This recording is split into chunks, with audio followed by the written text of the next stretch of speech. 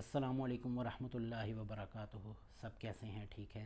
So guys, इस video को शुरू करने से पहले आप लोग एक दफ़ा दरूद पाक पढ़ लें, क्योंकि वीडियो को बनाने से पहले मैंने एक दरूद शरीफ एक दफ़ा पढ़ लिया था। तो जो आज का मेन टॉपिक है वो है तहज्जुद। मगर उससे पहले आपको पता है कि आज जुम्मे का दिन था, रमज़ान मुबारक का पहला जुम्मतुल मुबारक था। तो हम थोड़ी सी जुम्मे के दिन की फ़जीलत पे थोड़ी सी डिस्कशन करते हैं। जुम्मे का दिन हम तमाम मुसलमानों के लिए बहुत ही अजीम, बहुत ही बेहतर दिन है। इस दिन को सब दिनों का सरदार भी कहा जाता है और ये हमारे लिए ईद का दिन भी कहा जाता है। और जुम्मे के हवाले से मैं आपके सामने एक हदीस पेश करना चाहूँगा। रसूल अल्लाह सल्लल्लाहु अलैहि वसल्लम ने फ़रमाया, इन सारे दिनों में जिन में के आफ़ताब निकलता है, यानी हफ्ते के 7 दिनों में से बेहतर और बरतर जुम्मे का दिन है। जुम्मे ही के दिन आदम अलैहिस्सलाम को अल्लाह ताला ने पैदा किया और जुम्मे ही के दिन वो जन्नत में दाखिल किए गए और जुम्मे ही के दिन वो जन्नत से बाहर करके इस दुनिया में भेजे गए, जहाँ इनसे नस्ल इंसानी का सिलसिला शुरू हुआ और क़यामत भी ख़ास जुम्मे ही के दिन कायम होगी। तो गाइस, देखा आपने कि जुम्मा हमारे लिए कितना अहमियत रखता है। हमें चाहिए कि हम जुम्मे के दिन ज़्यादा से ज़्यादा दुरूद शरीफ पढ़ें, अपने प्यारे नबी सल्लल्लाहु अलैहि वसल्लम को इसका तोहफ़ा दें। जुम्मे के अलावा भी हमें दुरूद पाक पढ़ते रहना चाहिए, क्योंकि दुरूद पाक की बहुत ही ज़्यादा अहमियत है। इससे हमें 3 फ़ायदे होते हैं। एक तो दुरूद पाक पढ़ने से 10 दर्जात बुलंद होते हैं, 10 गुनाह माफ़ कर दिए जाते हैं और 10 नेकियां मिलती हैं। तो हमें दरूद पाक का विर्द टाइम बाय टाइम, जैसे आपको टाइम मिले, आप पढ़ते रहा करें। अब हम चलते हैं अपने मेन टॉपिक की तरफ, तहज्जुद की तरफ।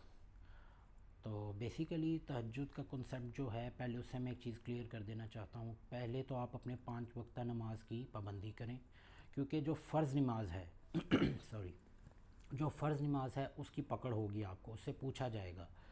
ये तहज्जुद, ये नवाफिल हैं, इनका कोई पूछताछ नहीं होगी, इसकी कोई पकड़ नहीं होगी। मगर फ़र्ज़ नमाज के बाद जो सबसे लाडली, जो सबसे अजीम, जो सबसे अल्लाह ताला के करीब है, वो है तहज्जुद नमाज।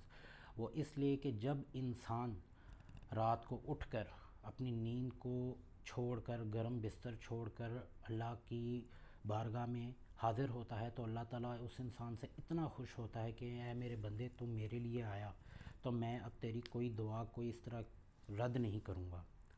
तो हमें चाहिए कि जो हमारे काम नहीं हो रहे, हमारी जो नेक हाजात हैं, लाइक हमारे कोई कारोबार का मसला है, कोई घरेलू मसाइल हैं, हम उसको तहज्जुद के ज़रिए अल्लाह पाक से बहुत इजीली मनवा सकते हैं।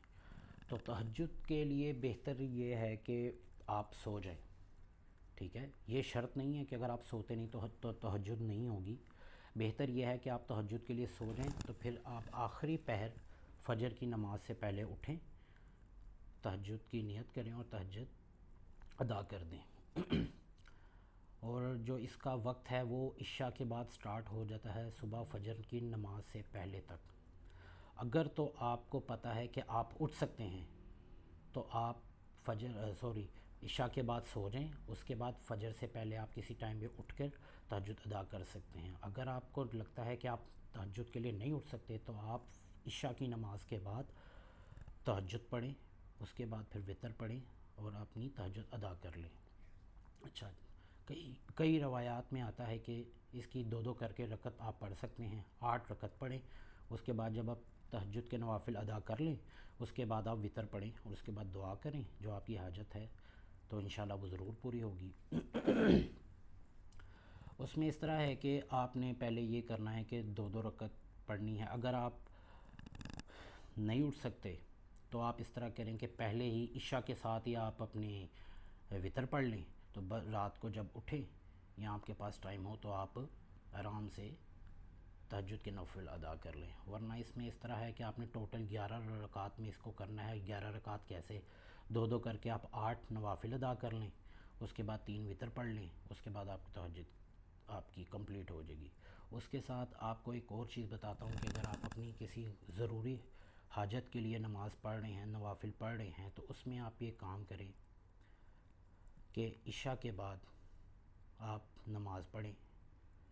नमाज़ पढ़ कर बेहतर है कि आप सो जाएं, किसी से बात किए बगैर आप सो जाएं। ٹھیک ہے، اس کے بعد آپ نوافل ادا کریں، اور جہاں پہ آپ نے نوافل ادا کیے ہیں وہاں ہی بیٹھے ہوئے آپ نے سورۃ الحج کی آیت نمبر 40 وہ آپ نے پڑھنی ہے 101 مرتبہ، اور وہ آیت ہے ان اللہ لقوی عزیز۔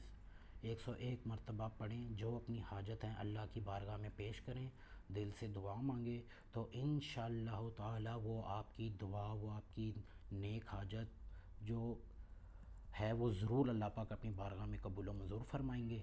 تو میرے لیے بھی دعا کریں، اپنے لیے بھی دعا کریں، اور آخر میں یہ کہ میرا یہ ویڈیو بنانے کا مقصد یہ تھا کہ جتنا میرے پاس اس چیز کا کنسیپٹ تھا میں آپ کے ساتھ شیئر کروں، اور اگر کسی بھائی کا کوئی کنسیپٹ اس ویڈیو کے ذریعے کلیئر ہو جاتا ہے تو میں سمجھوں گا کہ میری اس ویڈیو بنانے کا جو مقصد تھا وہ پورا ہو چکا ہے۔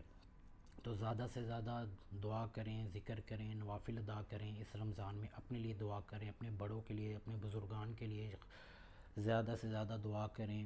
جو ہمارے بزرگان، بھائی بہن، ہمارے رشتہ دار، تمام مسلمان اس دنیا سے چل گئے ہیں، ان کے لیے دعا کریں، اور اسپیشلی میری مدر کے لیے، وہ اس دنیا سے جا چکے ہیں، ان کے لیے دعا کریں۔ اپنی والدہ جو اس دنیا سے سب چلے گئے ان کے لیے دعا کریں کہ اللہ پاک اس مہینے کے صدقے ان پر اپنی خاص رحمتیں نازل فرمائیں، اور جو ہمارے بزرگان زندہ ہیں اللہ تعالیٰ جو بیمار ہیں ان کو شفا فرمائیں، اور اس طرح ہی ہم کو دعاؤں میں یاد رکھیے گا۔ انشاءاللہ نئی اس طرح کی ایک انفارمیٹیو ویڈیو کے ساتھ میں حاضر ہوں گا۔ اللہ نگہبان، اللہ حافظ۔